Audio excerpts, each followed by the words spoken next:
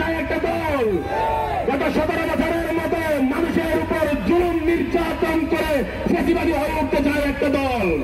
আমরা স্পষ্ট ভাষায় জানাতে চাই, আমরা জুলাইয়ে পরীক্ষিত মানুষ, আমরা মৃত্যুতে ভয় পাই না, আমরা বুলেটের সামনে বুক পেতে দাঁড়াতে ভয় পাই না, আমরা প্রতিবাদী কণ্ঠ দাঁড়াতে আমরা ভয় পাই না, আমরা কথা বলতে ভয় পাই না, আমরা অন্যায়কে অন্যায় বলতে ভয় পাই না।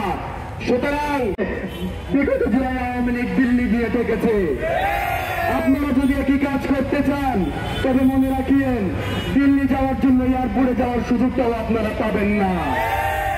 আমরা ইতিহাসে দেখেছি ফেরাউন